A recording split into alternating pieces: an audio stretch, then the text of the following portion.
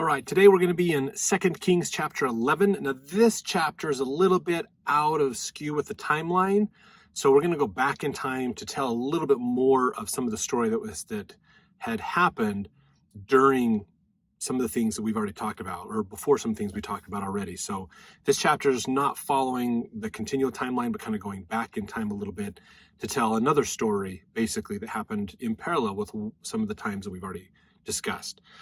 So this is about Ahaziah.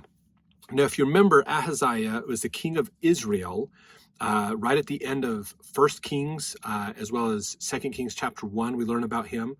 He reigned in wickedness. He was a follower of Baal, and he didn't do so well, basically, that way. But if you remember from chapter 1 of 2 Kings, he fell through the lattice work in one of his palaces and got severely injured. And he prayed, he asked Baal if he was going to live or not, and Baal basically didn't answer because it's just a dumb idol. And so he had the prophet come, which was Elijah at the time, not Elisha, Elijah at the time. And he came and said, well, yep, you're not going to die from this problem that you just have, this injury that you've got, but you're going to die soon anyways, because you've been wicked and not doing so well. So this is kind of going back to that time frame. So Elijah was the prophet at that time. So this is before Elijah became the prophet, basically. So just so you understand that, okay? Now, verse 1, when Athaliah, the mother of Ahaziah, saw that her son was dead, she arose and destroyed all the seed royal. So here's the thing. She goes out, she says, oh my gosh, my son is dead. The problem with that means there needs to be a new king.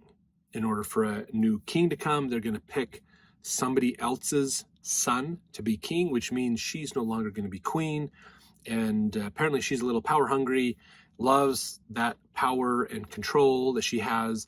So she decides to go out there and basically say, we're going to wipe out all the other kingly candidates.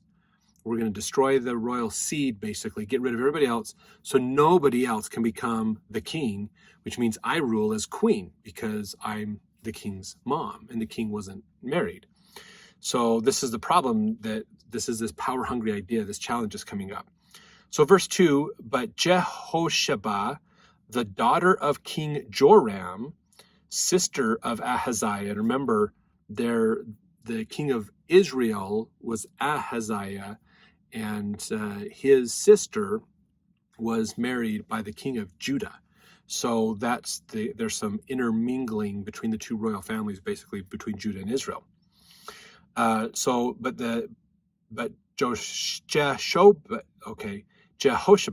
the daughter of King Joram, sister of Ahaziah, took Joash the son of Ahaziah and stole him from among the king's sons, which were slain. And they hid him. Sorry, I think I mentioned before, Ahaziah did not have a wife. He did. He has children and things, basically. Sorry. Stole him, they hid him, even him and his nurse, in the bedchamber from Athaliah, so that he was not slain. So Athaliah decides, I need to preserve my power, so I'm going to wipe out everybody, all the other candidates, all the other males that are candidates to be royal, to be the king. And so the sister of Ahaziah, so this is Athaliah's daughter, she's married to the king of Judah.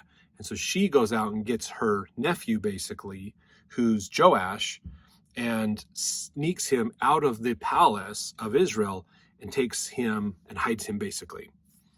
Verse 3, and he was with her hid in the house of the Lord 6 years, and Athaliah did reign over the land. So Athaliah, the king's mom, becomes ruler for 6 years. She rules Israel. Now, this is the first time a woman has actually ruled Israel. If I remember right, this is the first time this has ever happened. I don't think there has been any other time that that's happened, at least up to this point in history. So she's ruling. The queen is ruling the country, basically. She has made it so that she's the one that's in power and no one else can take that from her. But they snuck Joash away, basically. Verse 4, and the 7th year Jehoiada sent and fetched the rulers over hundreds with the captains and the guard, and brought them to him into the house of the Lord, and made a covenant with them, and took an oath of them in the house of the Lord, and showed them the king's son. So Jehoiada is the priest. He goes out and he basically, he's not the priest, he's the king's guard, excuse me. Jehoiada fetched the rulers. They pulled all these people in that were the rulers and the priests as well. So brought these people in and said, okay, here's what we're going to do. Just so you know, we're going to let you in on this secret. We have the king's son. There is an heir that is alive, basically. Verse 5, and he commanded them, saying, this is the thing that ye shall do. A third part of you that enter in on the Sabbath shall even be keepers of the watch of the king's house. And a third part shall be at the gate of Sur, and a third part at the gate behind the guard. So shall ye keep the watch of the house, that it be not broken down. And 2 parts of all you that go forth on the Sabbath, even they shall keep the watch of the house of the Lord about the king. And ye shall compass the king round about, every man with his weapons in his hand. And he that cometh within the ranges, let him be slain. And be ye with the king as he goeth out and as he cometh in. So they're detailing out a security detail for this young king, because he's only like 6 or 7 years old. He's a very young king. And they're saying basically what we're going to do is we're going to go in, we're going to get the priests, we're going to put him in as king. We're going to coronate him and put it all together, because Athaliah was not coronated. She just kind of appointed herself king. Because she eliminated the competition. So now they're going to sneak him in and anoint him king so that the people will follow him, this young king. So this is going completely against Athaliah. So as far as Athaliah is concerned, this is complete treason, because she is the monarch, she is the ruler, she is the law. And they're going, nope, God is the law.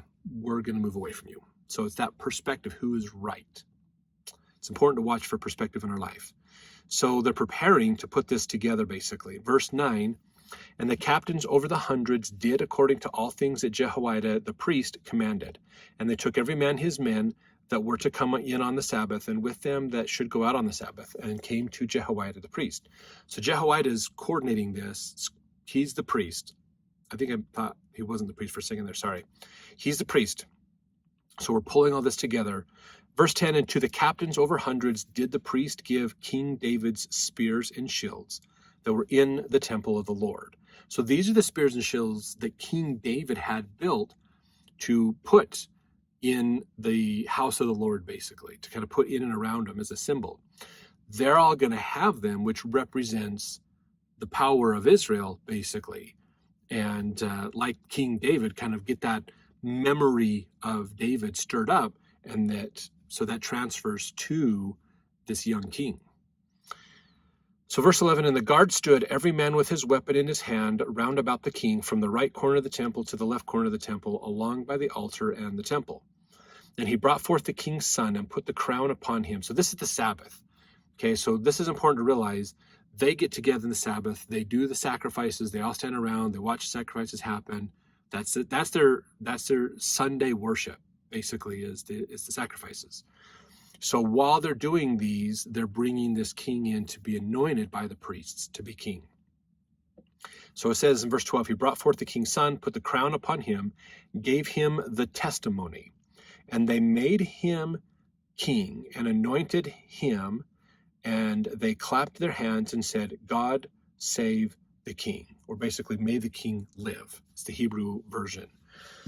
So they pulled this together. The testimony would be your scriptures, the commandments, basically, law of Moses type stuff. So they did all this. Athaliah doesn't know this is happening. She's not at worship. Why? She's probably a worshiper of Baal. She's not at the temple of her God. That's a different religion than what she believes in.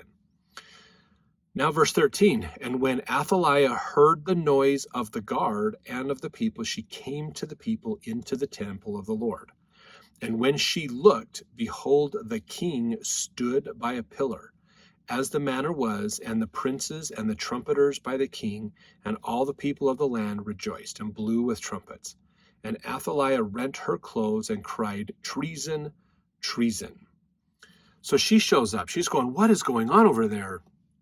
She goes in to see this into the temple of the Lord. Remember, at this time, this isn't a tabernacle. This isn't the traveling tabernacle. This is the temple that Solomon built. This is the big temple they have. So there she comes in, she shows up going, what is going on out here? And she realizes, oh my gosh, there's one of my grandsons. Basically, he is a son of Ahaziah, so he has the bloodline to be the king. So basically, it's a complete front to her queenship, her ruling in Israel. So they anoint him king, the priests anoint him, the guards are there to protect him and hail to him. The people are going, God save the king. You know, they're rallying behind this young king. And she's like, treason. This is treason. So from, again, her perspective, this is total treason because she is the law of the land as the ruler. And so they're going against her, bringing a new ruler in against her will, basically. So from her perspective, they're treasonous. From their perspective, she's treasonous. So perspective makes a difference. Let's see then, verse 15. But Jehoiada the priest commanded the captains of the hundreds, the officers of the host, and said unto them, have her forth without the ranges, and him that followed her kill with the sword. For the priest had said, let her not be slain in the house of the Lord. So he says, grab her, take her out of here, and execute her. She's the treasonous one. Verse 16, they laid their hands on her, and she went by the way by the which the horses came into the king's house. And there was she slain. And Jehoiada made a covenant between the Lord and the king and the people that they should be the Lord's people, between the king also and the people. So this is a renewing of the covenant with God of we will be your people, we will follow you, we will do what you have asked of us, basically. Verse 18, and all the people of the land went into the house of Baal and brake it down. His altars and his images brake they in pieces thoroughly, and slew Mattan, the priest of Baal, before the altars. And the priest appointed officers over the house of the Lord. So all the people that were associated with Baal or the infrastructure, all the people that were there in support of Baal and work with Baal were all killed, basically, all gotten rid of.